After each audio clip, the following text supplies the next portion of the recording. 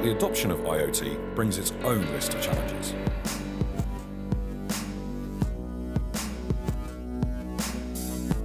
VMware IoT solutions solve these challenges and empower your enterprise.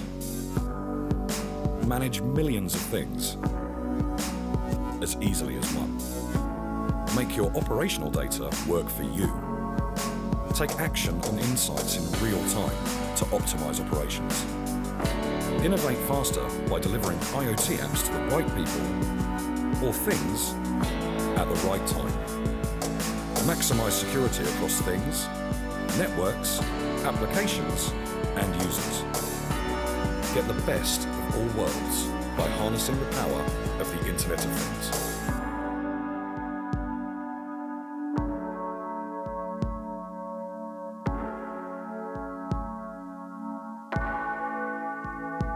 So good morning, everyone. Delighted to see a lot of enthusiastic faces here to learn more about Internet of Things and IoT.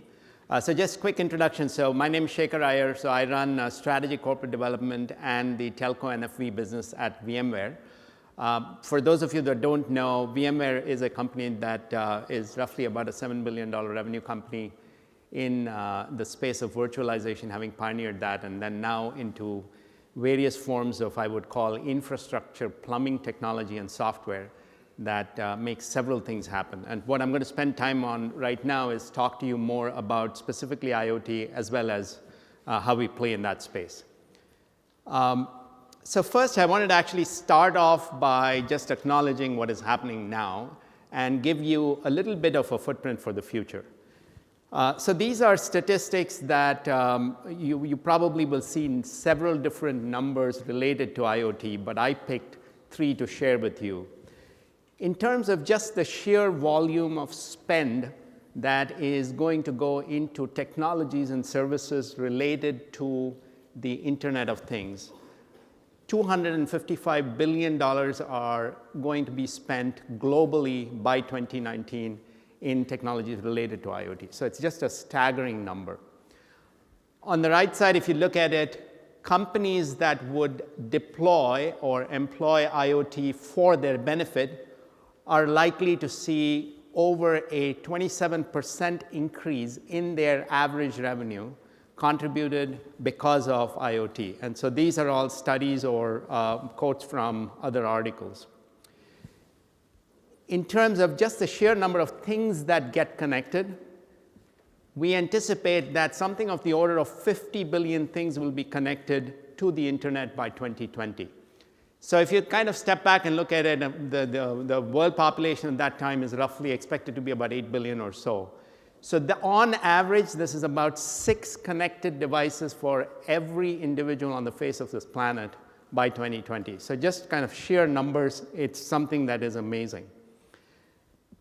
Now, having said that, and many of you have listened to talks on IoT even over the course of these couple of days, and I'm sure many more, I'm going to focus on what it means to adopt an IoT as an enterprise company, whether you're serving customers, consumers at the other end, or whether you're serving businesses at the other end. And to start out, adopting IoT at scale is not going to be an easy journey, right? I mean, there are hurdles that we should all understand, acknowledge, and figure out how we're going to get over them. You just heard my previous speaker's talk, John Horn. He talked about standards. So it's just kind of one example where either you could end up in a world where everybody is doing their own thing and it just becomes exceedingly hard to coordinate across this, or you have at least some semblance of sanity across this and you've got some standards in place that come about. And there's no doubt in my mind that there will probably be a few different efforts and some that might actually get more fan following than others, and that would get to be a standardized environment. If you think about the diversity of things that lead to these standards, you're going to have devices that come in various different form factors, some small, some large, some able to actually capture and deliver large amounts of data, some not so much. And so finding the right way to handle that diversity is going to be important.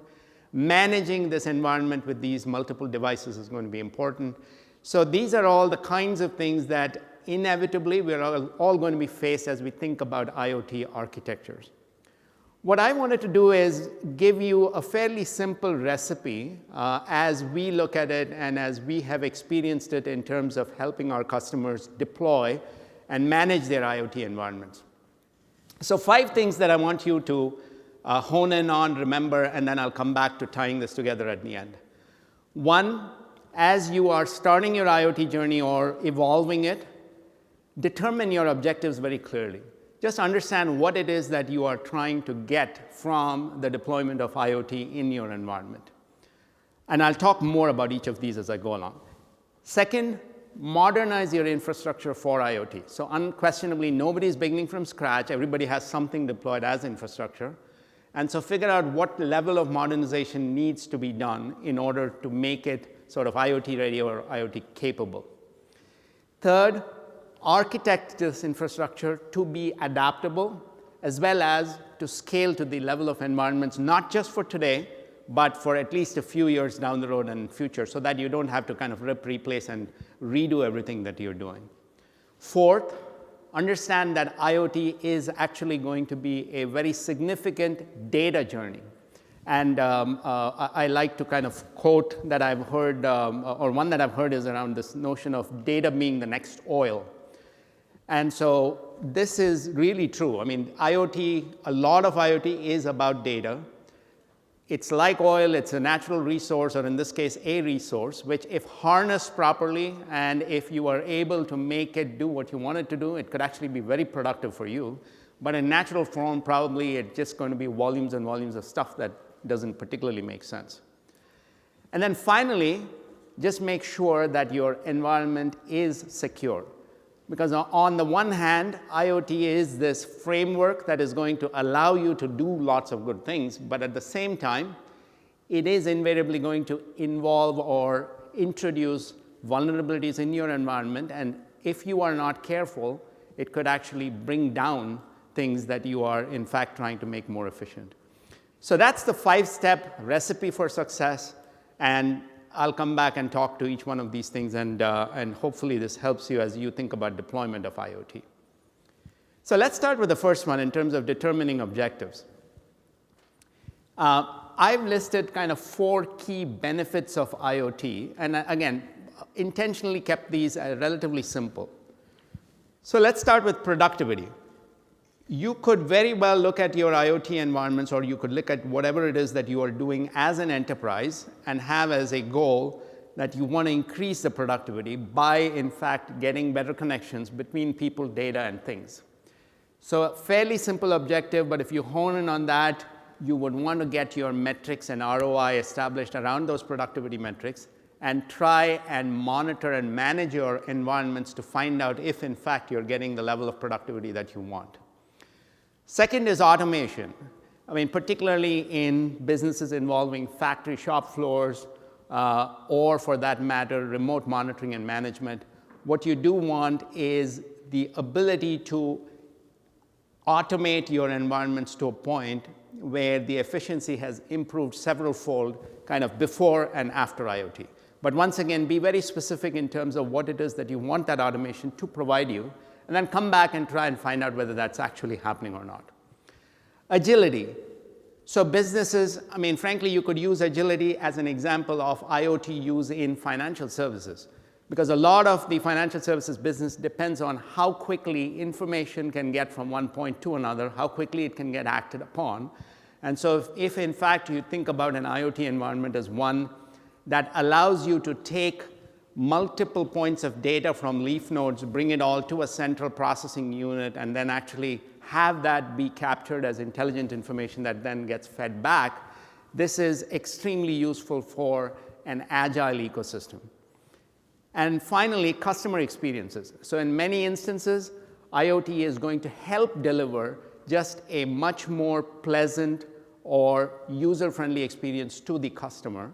And if that is your goal, just make sure that you know how to monitor that. So once again, it doesn't mean that you just have to pick one of these, but just be very clear in terms of what objectives you're trying to get by deploying IoT in your environment. Second point that I talked about was about modernizing the infrastructure for IoT. And as we think about it, And this is sort of where I'm going to show you how VMware works in the background across these things.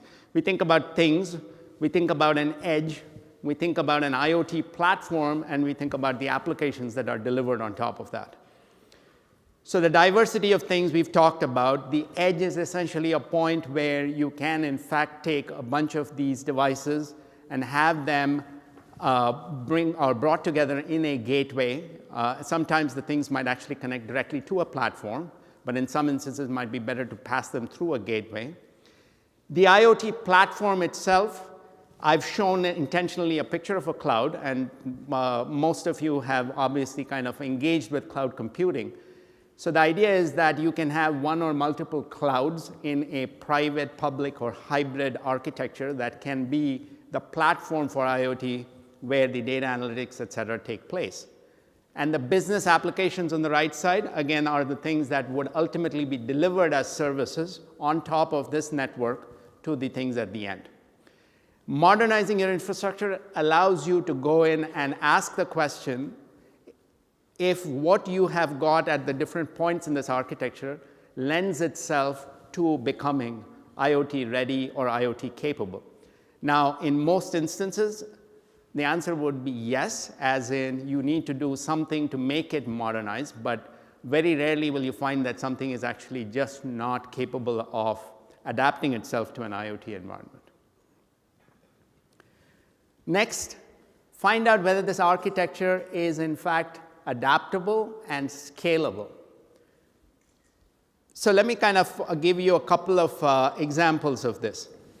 One of the technologies that we are engaged in and I'm personally driving at VMware is called network functions virtualization. So the idea behind NFV, for those of you that don't already know, it's the notion of taking a network architecture, whether it is in the mobile core network of a telco or whether it is in a service provider edge of a cloud provider, virtualizing that environment in a way in which you can use purely software-based definition to deploy new services on this architecture. So if you think about MVNOs, if you think about OTTs, these are all transitions in a telco network or in a more traditional network that allows for agile deployment of new services on top of an existing hardware architecture. And the reason I point that out is it is one example of a very adaptable and scalable network architecture that allows you to go in and consume a service like a new IoT service on top of that environment.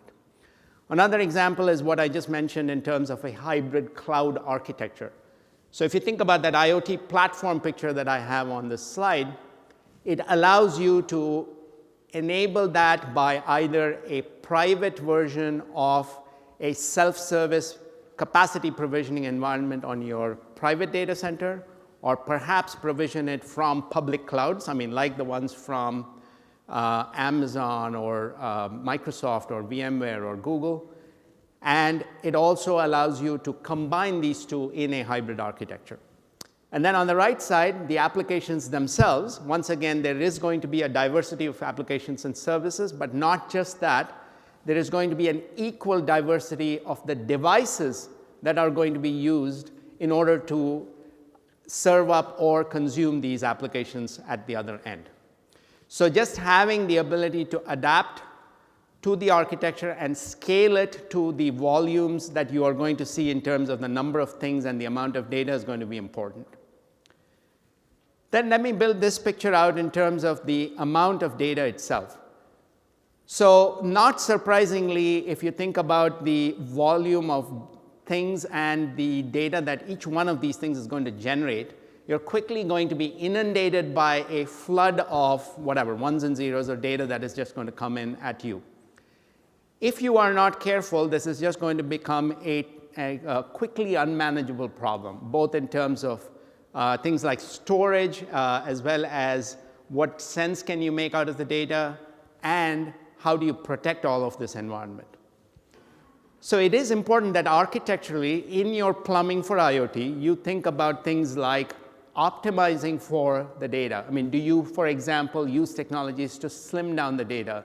Are you intelligent enough, or is your architecture intelligent enough to analyze this as quickly as the data comes at you? So whether you look at this as a big data problem or a deep data problem, there are various things that are going on architecturally to help solve this. And frankly, we at VMware also are tuned into that to see how the infrastructure underneath that can be compatible with the architectures for solving big data and deep data problems. The edge itself can be another point where you can start building in IoT intelligence into. As an example, the edge can be the point of enforcement for how you orchestrate data, what you allow or disallow, how you apply rules at the edge, and how you take actions based on insights. Finally, let me kind of wrap that part up, or my recipe up, by pointing out security. So I'm going to build out the security picture in 4 parts. First, let's start with data, which I just mentioned. So data leakage prevention is, again, going to be pretty important in the context of IoT. So making sure that the different parts of your architecture know what data they are allowed to both consume as well as let data leave their premise is important, because you do not want some device randomly publishing data to a point that you don't want it to go to. Now, if once again you sort of mentally map the number of things and the connectivity between these things, it looks like a horrendous problem to try to manage every endpoint and figure out what data they are allowed to or not allowed to actually consume or distribute. But in fact, if you think about it as a software-based agile problem where you can impose a policy once and allow it to then be distributed across this fabric and enforced at different points, it no longer appears as complex as it might in the first pass. But that's what you need to plan for. That's what you need to actually start implementing. The second thing is, how do you manage your things? And again, as an example, AirWatch from VMware is technology that we use for mobile device management. And very quickly, it's now become part of an architecture for IoT in many of our customers. But the idea is fairly simple, which is if you have some sort of presence or agent footprint or a virtualized bubble, however heavyweight or lightweight or small in these different things and endpoints, then you could take everything from simple to complex policies and deliver it to those endpoints. But you do need that kind of a management architecture. The network itself, how can a network contribute to security? So there's technology like microsegmentation. So many of you might have heard of software-defined networking, or SDN. And so SDN allows, for example, us to go to our customers and allow their networks to have different agile and flexible security boundaries across those networks that can be imposed or taken away essentially from a central software-based architectural control point. So once again, what might appear like a complex hardware problem where you might have to actually put in a firewall box or take it out becomes a much easier and manageable problem when you define it or deploy it using software. And so that technology is called microsegmentation. And then finally, people. So none of this would be actually valuable without the people engaging with things. But once you have people engaging with things, the same security problem that you want to apply to your things apply to people as well. So either intentionally and maliciously or unintentionally and inadvertently, people can be the cause of security challenges in your architecture. Making sure that you have the right identity framework and the right constructs around that to enable access to data, access to your IoT network, access to policies with people is going to be important in this, in this framework as this evolves. So let me kind of tie this all together with some case examples.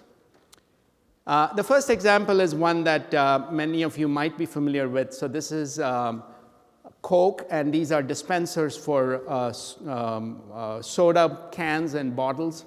And as you know, the picture before IoT for this particular use case was a machine that would dispense maybe 6 or 7 varieties of soda bottles, kind of putting your coins in there, and very often the machine wouldn't work. You would kick it and you might get something out of it.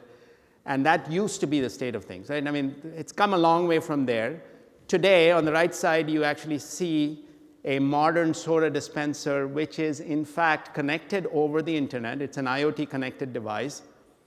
It's managed and architected along most of the principles that I just talked about, allowing somebody centrally to to do the following things. Manage, for example, what kind of recipes are deployed at the endpoint in terms of the actual soda that is dispensed. So you as a consumer could go in and create your own flavor, and the ingredients could get mixed up based on that.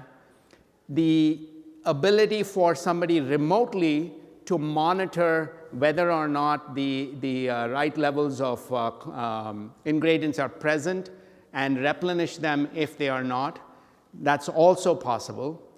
If a machine is broken, and to the extent it can actually be fixed remotely, doing it via software from some remote location, that's also possible.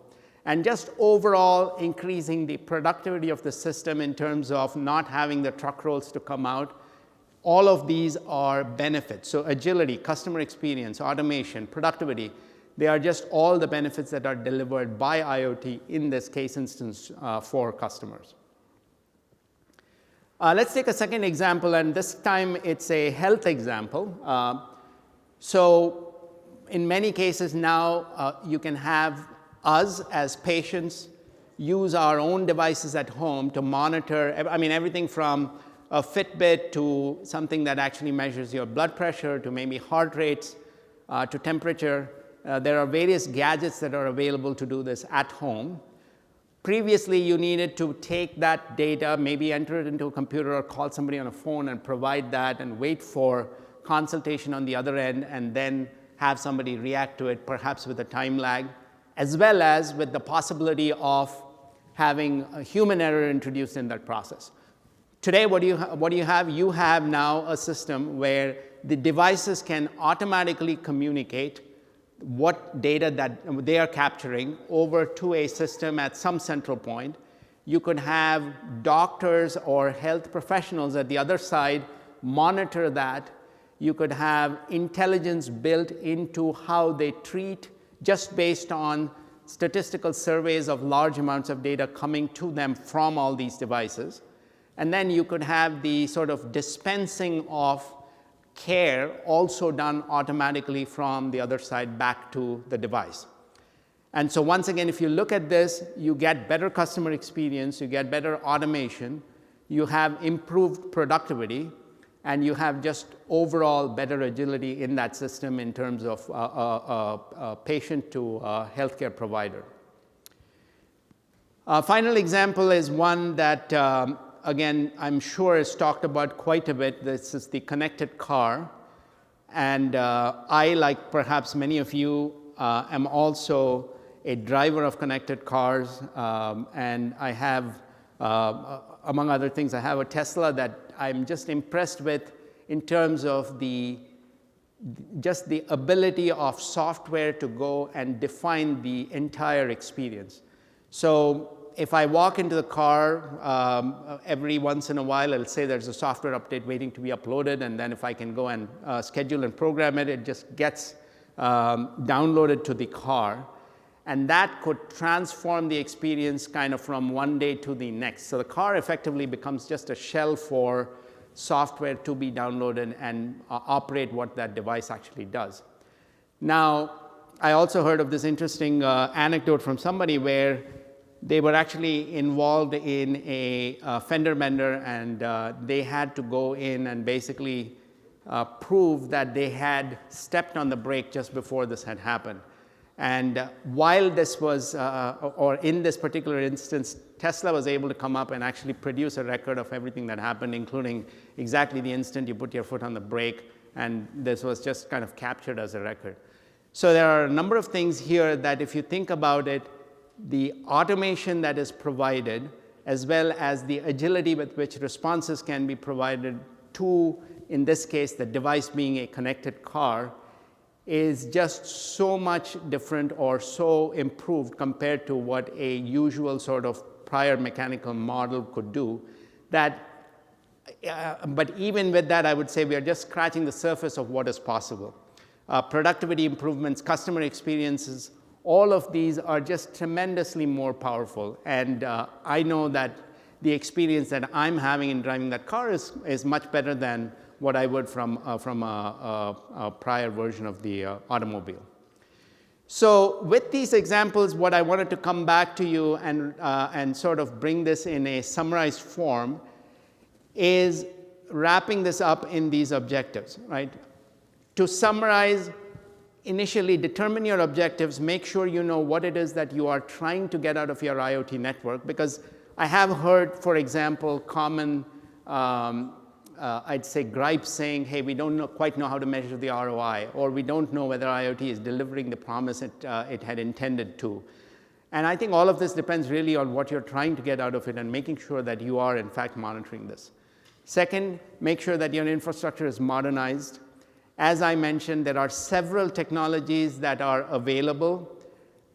Standardization, as we have seen, is going to take probably some time to get to that point, but that doesn't mean that you need to wait for everything to get resolved to get started on your IoT journey. Understand that scale is going to be important, and particularly on the data side. In addition to that, managing the amount of data is also going to require that you have a very deep and sharp focus on security. And if you pull these things together as you are embarking on your IoT journey, then my recommendation is that as you look at this from a plumbing and infrastructure standpoint, you will have a successful journey if you enable each one of these things to happen, rather than think about these as afterthoughts after you've deployed something as a new architecture for IoT. So let me stop there. Delighted that you've given me this chance to bring this to you and then open this up to any questions.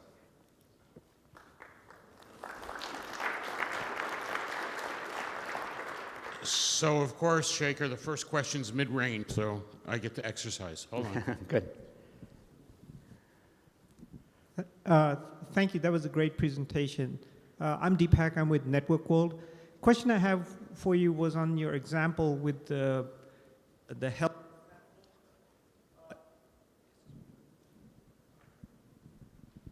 It's on. It's on, sorry. So if I'm concerned about the data that's coming from, say, the meter on the end with the patient's blood pressure and so on, and I wanted to go to a secure cloud, where does VMware kind of fit into that kind of situation? Thank you. Thanks, Deepak. So, well, first of all, I'd say the problem you've stated is an obvious problem and applies to many IoT instances. So from a VMware perspective, again, the different technologies that are involved in this architecture. So at the endpoint, if you think about MDM essentially gives us an ability to have a secure footprint at the endpoint. I mean, think about it, like I said, as a secure bubble inside which you operate on, let's say, a mobile device. But the same thing could be used in that Coke machine example. From there, to take that and then transmit the data over the network then requires that you actually have a security policy that is applied to that network. And once again, that ends up being much more manageable if you use technology like NSX from VMware, which is essentially our SDN framework for networking. And then at the other end, if you think about the server-based computing environment or the clouds where the data is actually processed, so that ends up being a hybrid cloud architecture that, once again, VMware is a vendor to companies for creating and operating those clouds.